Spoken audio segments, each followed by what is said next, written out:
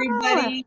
Hi, Hi. ladies. I'm so glad to be here with you today. How are you? I know. Hi, friends. I'm trying to stay warm. It's winter time now, trying to stay warm with lots of fun books and dreaming about my gardens. When it's I all know. I love this time of the year because since it gets darker sooner, I mean, you get to be more at home, and I love reading books. I love looking at books to get me inspired. Absolutely. You guys, the ladies are mentioning books because I too have been catching up on, I go all year and make a list and add it to my shopping cart and the books that I want to catch up on. And my shelves get higher and higher, and my stacks on the bedside get higher and higher. You know what I'm talking about. Oh, yeah. Ladies. Oh, yeah. Stack, I'm like, how many more can I fit? And my husband makes a joke about it, but we're here to go over some of our favorites with you today. We want to tell you about 3 in particular. And so we gathered together so we can just kind of tell you what our favorites are and to highlight a few of these key authors. So I have been catching up. I'm terrible. I dog ear some of my books. Oh, Thinking nobody's going to see them. They're not part of the library, but I have made a lot of notes in my readings lately. yep. Yes, yes. Yep. That's what I have. That's what I have as well. So let's just dive on in and let's get started because we have a lot of fun things that we want to tell you all. Yay. Absolutely. Well, we want to say a big thank you to Schiffercraft for allowing us to review these books today. I'm going to start off with Jenny Thomason's book, and you guys may recognize that name because we had Jenny on the Flowers and Friends talk show in one of our early episodes that we did, and we looked at her book, Perishable Poetics. Well, she's come out with a second book called Endless Fluorescence, and this book is all about the botanical art of dried floral materials. And as I flip through this book, my first thought is I could just see so many of these beautiful arrangements, like in a hotel or in a museum. Like the way that she has used and structured these pieces of art is just incredible. And she actually says in this book that, let me show you an example of one of my favorites right here. Okay, here's an example. Yes, there's many beautiful. Oh, there's so many examples. So this is an example, and she says in her book that each design took a minimum of 4 hours for her to create and construct, and many of them took a lot longer than that.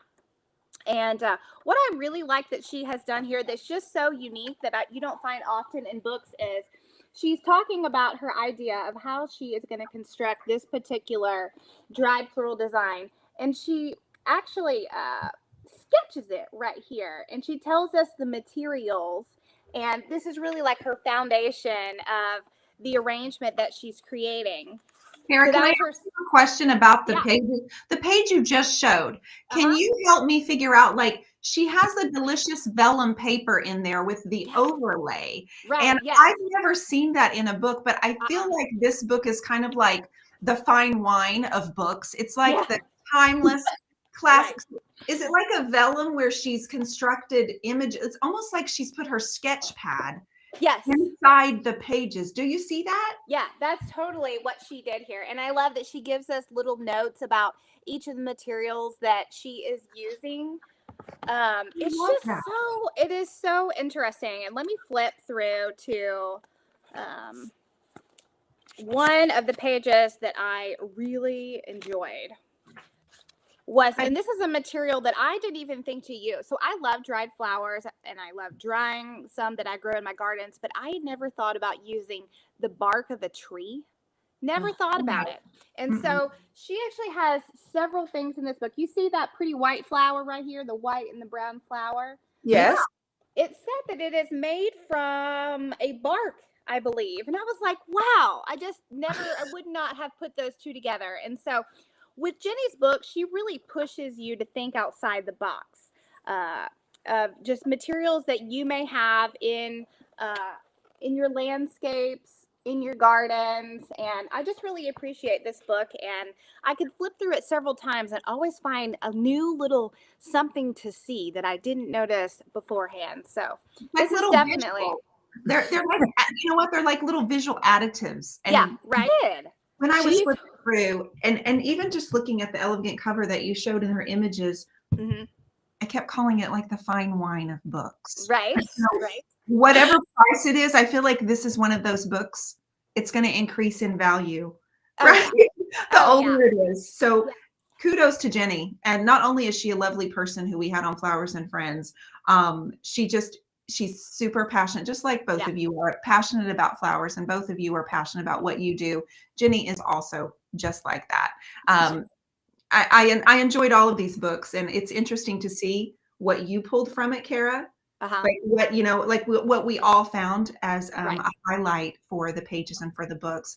Anna, on the book, the herbarium, you just talked about the silk flowers, and I'm excited to hear your perspective on it, because I was in the bathtub going through and and I was fascinated by, Right.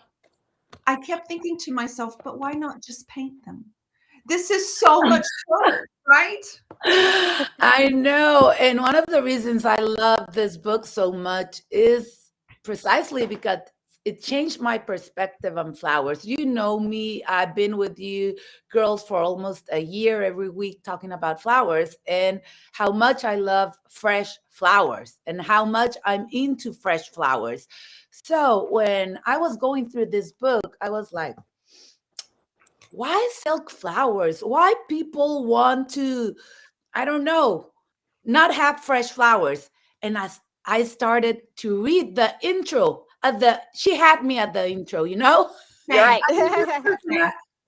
Utopiano. I don't know if it's a him or a her, cuz this person's not a single picture on the book of that person who's doing this, but I would think it's female. But anyway, that's not the important part. This person used to have like a garden, a really beautiful garden in Japan. So she she wanted to like make wearables, and Yes. she would always be posting pictures on Instagram of her garden.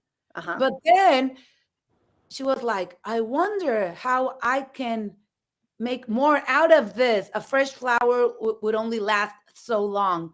So Yeah. she went into creating crafts, and Right. she started to pay close attention to all the details of the flowers. Mhm. She would study the flowers from as it began to bloom to when it would open completely.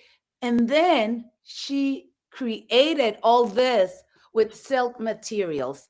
The book goes into all the details, starting with how to create the colors, how to dye the fabric. It has all these patterns so you can make the flowers.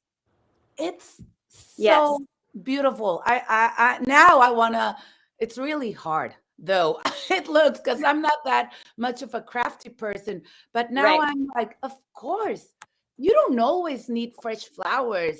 I mean, having really beautiful silk flowers like in a hat, as a pin holder in a dress, or even in a frame. I mean, there's a lot of stuff. It totally changed my perspective. And then the book has all these beautiful stories of when this person was growing up. And I really recommend this. Yeah. Another Anna, thing that a lot of people are always asking me, like, where can I get really good silk flowers? right. Mhm. And sometimes that's really hard. So this Yeah. book is like detailed step by step as to how you can make your own silk flowers. Yeah. And I think that will bring the quality. It will be a great experience if you're into crafts. I mean, Uh-huh. I really want to try it. And I really want to try some Yeah, of the me too. single flowers like the pansies. They look Yeah. fancy. So I Anna, really like you know what my favorite part of the book was? Page 74. I love when this page right here, how she listed all the different tools.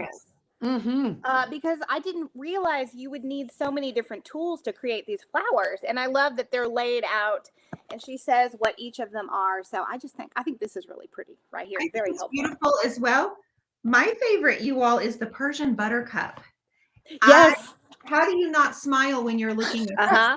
there. And that looks so realistic. As It looks someone who realistic. grows those, that looks so realistic. And I started looking at her flowers because she calls them brooches. So she's turning each one of these into a brooch. So what she's actually making is an heirloom gift Yes. because it doesn't ever die. So she's taking these little brooches and she's adding it to wearable art that we were Yeah. just talking about. Like she's adding them to jackets, she's adding them to hats, which really got my mind thinking about my hats, ladies. Yes. Yes. I kept thinking about you, Dion. I was like, and Yeah. because in the intro when she talked about how some people paint flowers, and I was like, yes, why not get inspired to craft with? I mean, flowers, as we've learned this past year, are everywhere. They are inspiring people all over. So It's it so really true. got to me. It's so true. And that's what it left me with. I was not only is the imagery really beautiful, the way that she's styling. Yes. I they- was thinking, I want to hang those in my flower house. Like, how beautiful are these? Yeah, they've taken a lot of time to be thought out on the setup, and the visuals are what I found almost just very inspiring, made me want to paint them. I also, like I said, I went through and picked favorites. I found that the extra fine cotton that she's using, if you imagine using that in a very small form, like Anna, you mentioned that she makes patterns from real flowers.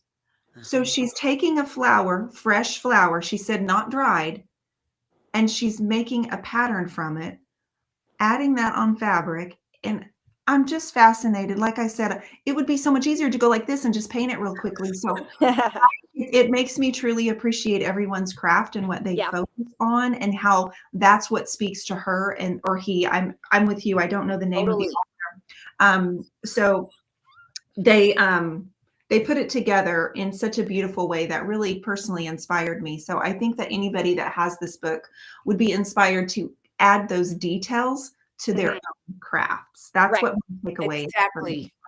Yeah, absolutely.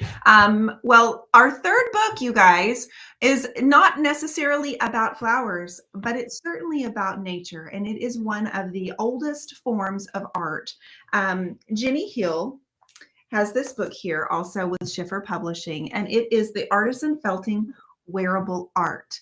And I am fascinated at the technique, because this technique of wool felting, and some of you that are listening, you might be aware of how felting works, but over the last year, I've had a student that I've been mentoring, and she's been teaching me through the screen how to felt, and that she has to actually agitate the wool. And I've been learning so much. So when I got this book, I actually immediately referred it to Allison and said, you need to check out this person, because there's a couple of things I want to share with you all as well. Jenny is very, she is very knowledgeable. She's the founder and the creative director for J. Hill Felt. So she has a large corporation and company that she has built from here. She has clients from the Fortune 500 executives and prestigious fashion collectors, as well as artistically minded and fashion forward shoppers. I'm going to be honest. I did not know until this year. I wasn't thinking of felted wool as fashion forward. Then I opened these designer pages. And inside, she walks us through 7 tutorials, 7 step-by-step, starting with her studio setup and her supplies. And you know I would wear this, ladies. Yes, you would. I totally see you in that. I want it. So I've read this. I did read this book more than the others because, you know, fashion is something I'm also very interested in. But she goes through and she lays out patterns. I also didn't know that you could make patterns. And the way that you do it is cutting the wool and cutting it and putting it together in almost a crisscross pattern. And that's what she's done on this one here. So after she's dyed fabric, she's laying the strips over each other, and then she agitates it with like soap and water. There's this tool that she shows you about, and she agitates it. And then she shows you in, like I said, 7 different step-by-step tutorials. And this is the pattern making that I wanted to show you.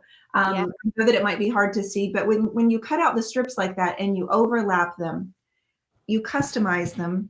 And even in the seventh tutorial throughout this book, she actually does a sequined dress and the ruching and does designer dresses for people. So I found it really fascinating. Inside, she tells a lot of her personal story, her why, her what.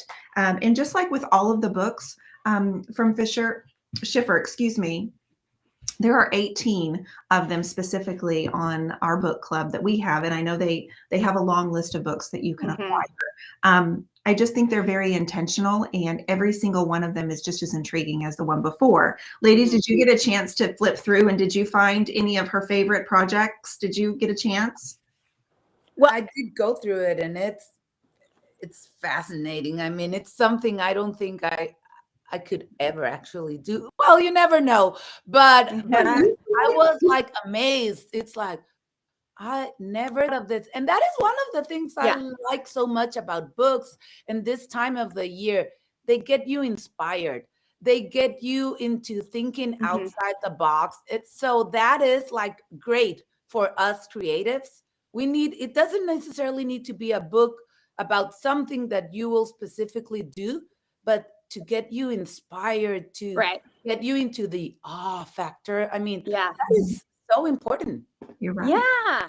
I really loved, once again, I love these type of pages, how she went through the different fiber materials and she showed them up close. Yeah. And as you know, like that was my favorite part of this book too. And then Jenny, it's like Schiffer Craft has done a really great job with their authors of explaining like items needed for these particular crafts, because it just helps give me a vision of, oh, okay, I might need this cream cotton lace, and that's what it looks like. Okay, you know. I know. I mean, it's a sassy little bolero jacket, and what I also found, and I learned from a friend this year too, you can add in those little sparkle elements into the wool, and they literally lay each. And she shows you how she lays down the fibers, agitates them, and it opens up all of the fibers and it helps them connect. So it's just interesting. I think I just like the word agitate. Agitate. I really enjoyed this. The Artisan Felting. I would inspire all of you, or recommend that all of you look up Jenny Hill. She's on all of the social media platforms as well. And also to go and check out Schiffer. You can see them on our website on Bloom TV. If you go up to blog, you can see all of our favorites and all of our recommendations. I, for one, am going to use this one as a particular coffee table book because, like I said, it's like fine wine. It is so pretty. Beautiful. It's beautiful. Such a beautiful book. Well, ladies, this has been so fun chatting about all these books today. It has. I've enjoyed this moment so much. I love being with you girls. Now, to get to my next stack of books, it's long and lengthy. My next stack of books sitting on my bedside table. There's one beside my bed. There's one over beside my little love seat over there, but I'm going to get to them. And before I know it, spring will be here, and we'll be watching the flowers pop out of the ground, and I will be watching Kara show off all of the beauties popping out of her garden. I can't wait. Well, everybody, I hope you enjoyed that. And if you have any questions, feel free to reach us out on social media, on Instagram, and on Bloom TV Network. And until next time, we will see you. As usual, what do we say, Kara? Everything is always better.